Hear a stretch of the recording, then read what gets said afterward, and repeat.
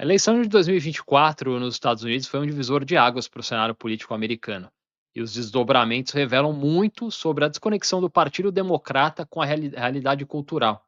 Um recente relatório do New York Times expôs que o partido está mobilizando a elite de doadores aí para financiar 26 projetos com dezenas de milhões de dólares na tentativa de reconquistar a influência cultural perdida. A narrativa progressista insiste que a derrota de Kamala Harris não foi devido à impopularidade dela ou às políticas desconexas aí, muito impopulares, mas ao poder de figuras como Joe Rogan e o universo desses podcasts aí. O progressismo transformou a política numa religião, onde cada ideia é um dogma intocável. Abandonar essas posições não é apenas uma questão de estratégia, mas uma heresia. Após a derrota esmagadora em 2024, a lógica democrática sugeriria uma correção de rumo, talvez um retorno ao populismo econômico do Bernie Sanders.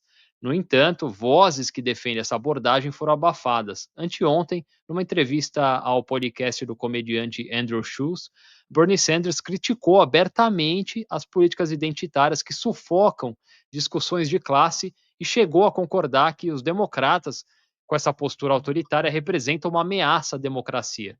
Essa franqueza não encontra eco aí na liderança do partido, que prefere culpar a falta de mensagem e dobrar a aposta na agenda woke aí nesse progressismo, nas pautas identitárias, né? Agora, a ideia da elite do Partido Democrata é criar um Joe Rogan de esquerda, ignorando que o próprio Rogan já foi uma figura totalmente alinhada a eles na eleição de 2020. Joe Rogan recebeu Bernie Sanders no podcast, no Joe Rogan Experience, e numa conversa maravilhosa de mais de 2 horas, ele se mostrou totalmente encantado e alinhado a muitas das políticas defendidas por Bernie Sanders, como o Medicare for All, né, que é um sistema de saúde pública para toda a população, entre outras coisas aí.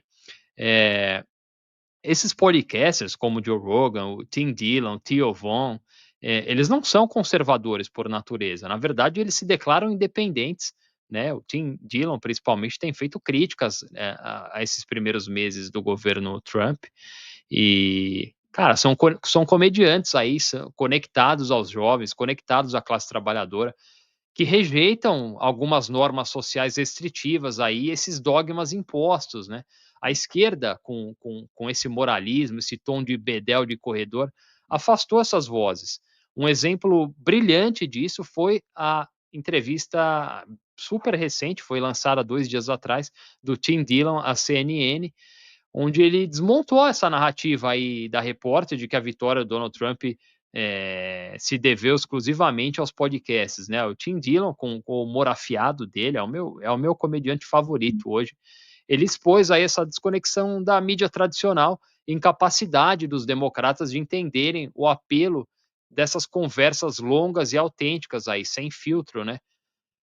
O Donald Trump, né, ele soube capitalizar muito esse poder dos podcasts durante a corrida eleitoral. Ele fez um tour, né, pelos programas aí do Joe Rogan, do Theo Von, do Patrick Bet-David, né, o PBD Podcast, e acabou revelando um lado mais humano do Donald Trump, né, essas conversas longas aí, sem edição, sem condições, né, esse formato permite que o entrevistado se conecte diretamente com o público, especialmente no caso do Donald Trump, com jovens aí, jovens do sexo masculino, que rejeitaram aí esse tom professoral do progressismo, né?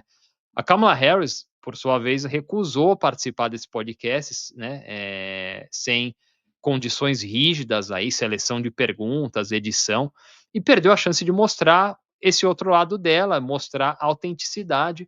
Essa escolha reflete a mentalidade progressista, né? Tudo deve ser controlado, polido e alinhado a determinada narrativa.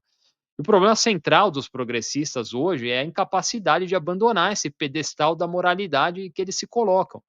A identidade da esquerda moderna é construída sob vergonha e punição, especialmente contra homens brancos heterossexuais. Pedir para eles pararem é como pedir a um cristão que negue a sua fé. Né? Isso alienou totalmente esses homens jovens que abandonaram o progressismo, abandonaram o Partido Democrata especificamente em massa. A direita, por sua vez, não criou esse sistema dos podcasts, né, esse ecossistema aí. Ele surgiu organicamente, né, nas vozes do Rogan, acadêmicos, artistas, muita gente que buscava entender essa insanidade cultural construída, principalmente nos últimos 10 anos aí, pelo wokeismo, né, por esse progressismo nos Estados Unidos. Essas demandas do progressismo são demandas de mulheres brancas que vivem no subúrbio, de classe média alta e até ricas, né, que invadiam as universidades. Isso não é uma demanda do povo, não é uma demanda da classe trabalhadora. Todo esse movimento aí ganhou ainda mais força durante a pandemia do Covid, né, com todas as restrições, todas as mentiras, quantas coisas contaram para que a gente sabe que hoje eram mentiras, normas aí que não tinham nenhuma efetividade no combate ao vírus, enfim, tudo isso foi exposto e muita gente que denunciou tudo isso naquela época, há 3, 4 anos atrás, foi cancelado. O Joe Rogan foi totalmente destruído, fizeram uma distorção